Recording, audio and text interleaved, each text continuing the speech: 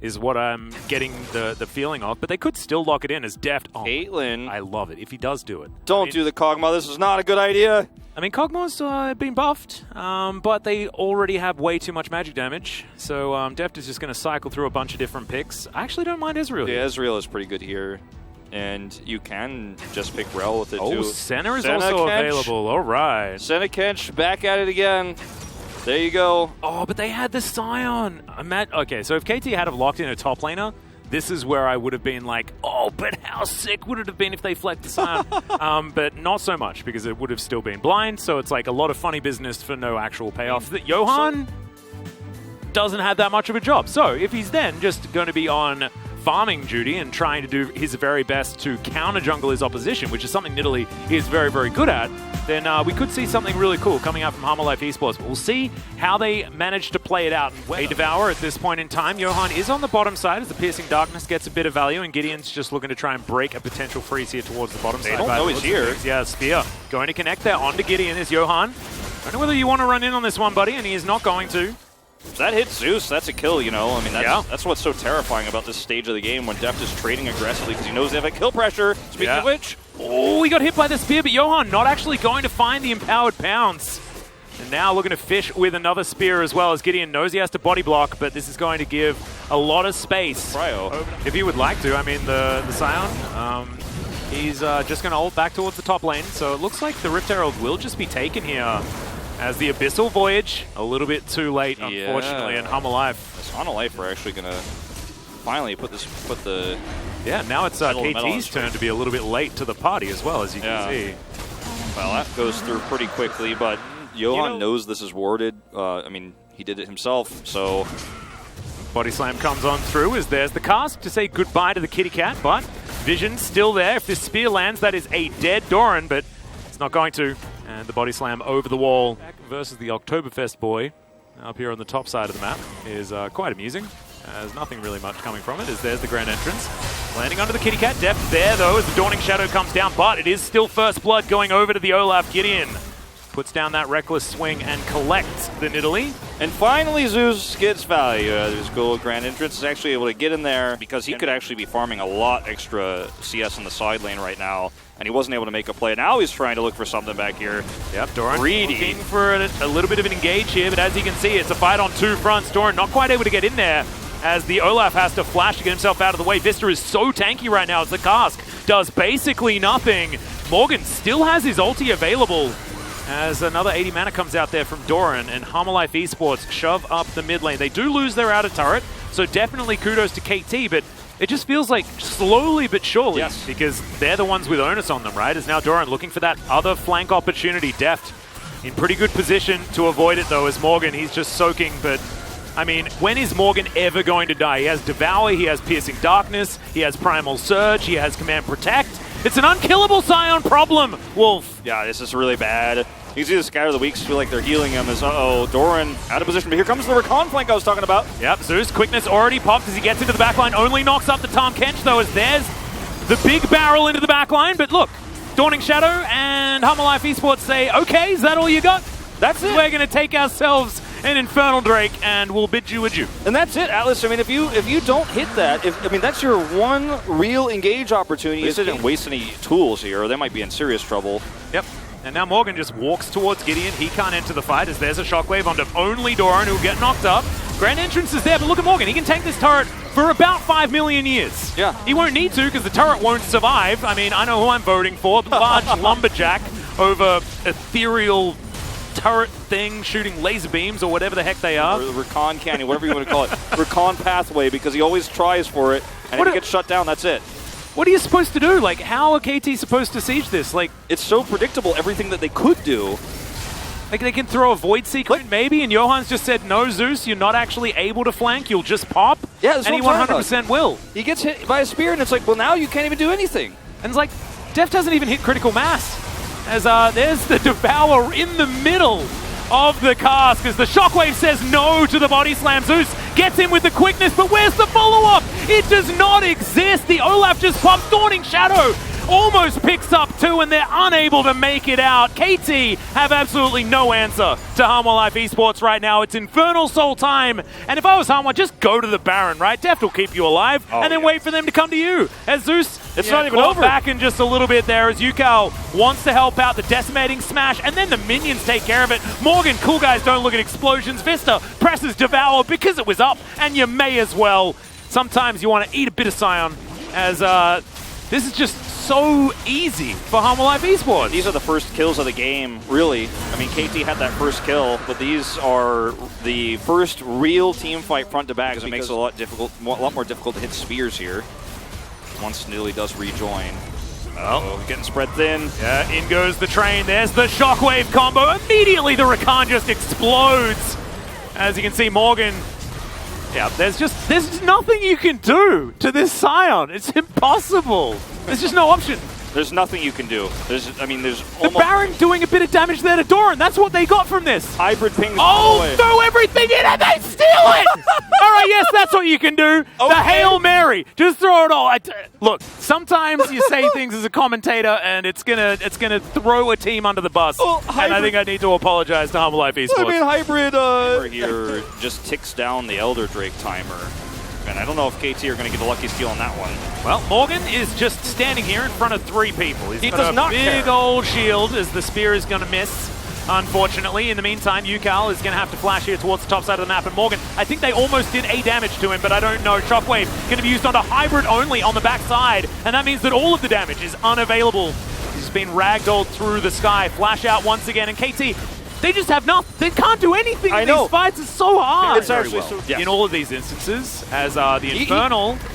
Let's see whether Doran can actually do something meaningful here as Deft thrown into the middle of the fight, but unfortunately, Gideon can't really do anything. They do manage to pop him as the Killer Instinct comes into the backline, but have they done enough is the question. Johan gonna have to get out of there. The Devour used onto Chovy. Morgan flashes and stays alive, and look, even though the center isn't there, so much of their damage gone, but it's still hard for KT, and Command Protects are there, the Primal Surge is there, and KT, they don't have the same level of healing that's available for Harmon Life. They can't actually take this, and they're going to try to back right here. Are you crazy?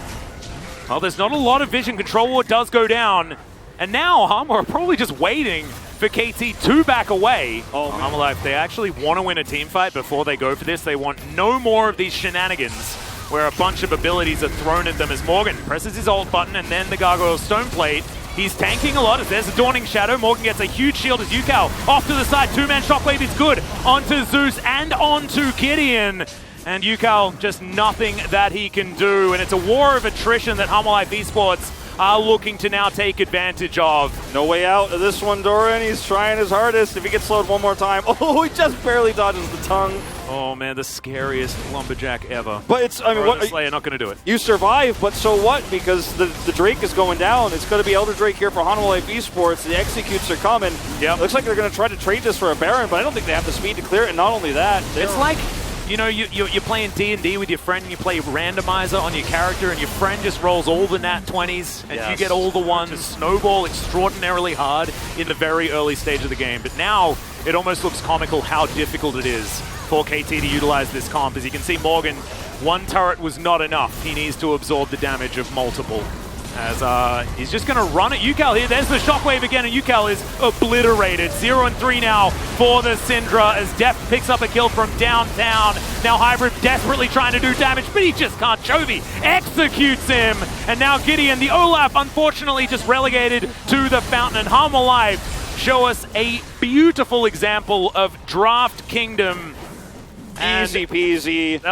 They'll surround this fountain and demonstrate to KT this is how you're supposed to get it done, and they do so very, very nicely as Morgan amps up his Nexus damage by getting himself killed.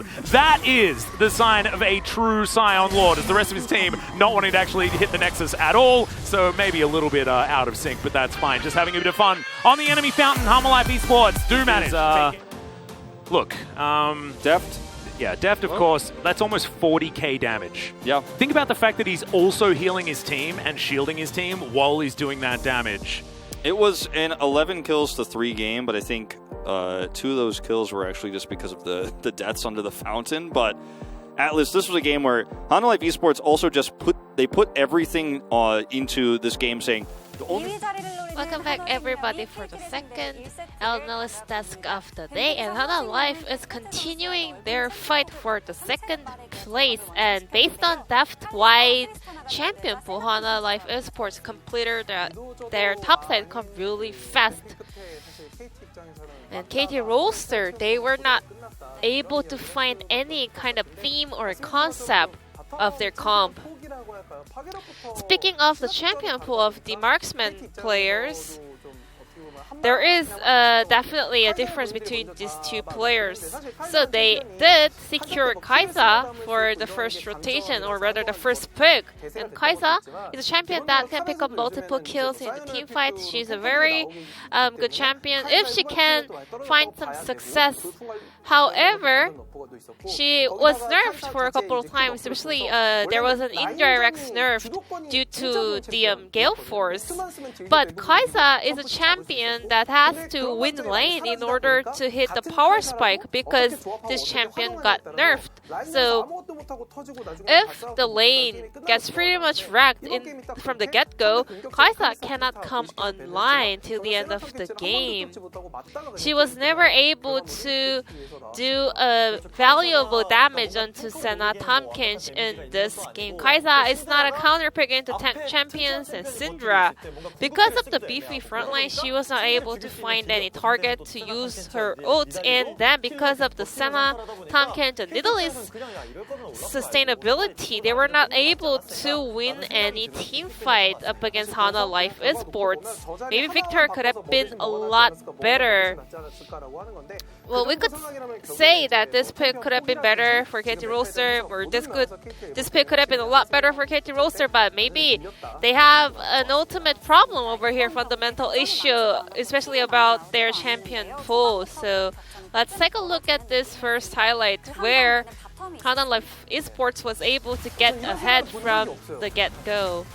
I have never seen a game like this. Senna, she was under no pressure at all in this game. Maybe because of the comp, but also because Deft and Vista was doing a fantastic work. And let's take a look at the gold stats here. This is around 6-minute mark in this game, and Senna, fasting Senna, has almost the same gold as the opponent AD carry Kaisa, and at 6 minutes, Deft was able to complete the Sightstone quest, whereas Rakan was not able to land almost nothing of his ability until 6 minutes into this game. Honda Life also had the information that Gideon will be rotating to the downside of the map, so Johan was also there to cover the gank, and then because Rakan started off the damage item, Zeus was not able to find any meaningful trade up against Senna and Tompkins, and Senna was able to have a very easy game, collecting all the souls with no threats adding on to her. Kaisa Rakan was losing that lane up against Senna Tompkins so hard, and that was something that could be predicted from the beginning. And then Olaf as well. Maybe he could have gone for a little bit of a different pocket path in order to find a breakthrough for KT Roaster, but he was just clearing the jungle camp and then made a rotation to the bottom lane. It was an absurd case that we have never seen. We have never seen a Senna having such an easy game, not getting any kind of threat till the end of this game. But let's take a look at the second highlight. This is the first analyst desk that had no kill highlights for the entire show. This is the first time ever. Syndra was not able to find any damage onto the opponent. She was not able to complete the core item much in this 21-minute mark in the game, and Zeus did get some multiple knockups onto the enemies, but he had no follow-up from his teammates. And then too much shielding and healing from Honda Life Esports was unbreakable. So they got zoned out by Honor Life Esports, and they had to just reset after contesting that for just a moment. And there was a moment where, at the end of the game, Tomkins was not able to devour Senna because he actually clicked stopwatch instead of the Randuin's Omen, and he said it in the end of the mic check. So that there was a kill that KT Roaster was able to pick up. But still, we can say this was a steamrolling game from Honor Life Esports, and KT Roaster didn't stand a chance up against them. Let's take a look at the POG on the side of Honor Life Esports, and it's going to be You have never seen a Senna like this before, I'm sure. 970 DPM on Senna, on fasting Senna. If you add Senna to your comp, this champion cannot really carry single-handedly. As we move on to the later game, some champions like poke, some champions that have poke damage, such as Zoe, can be a menace to her, and also a zero champion that can put a huge Baron pressure can also be a counter for Senna. But Senna, this champion in this game specifically, was able to win lane so easily. She was able to just freely stack up the souls, and Deft actually was having such an easy game, so he was able to actually take the E skill at 12 level. He was not taking it up until 12 level because there was no threat onto her in this game.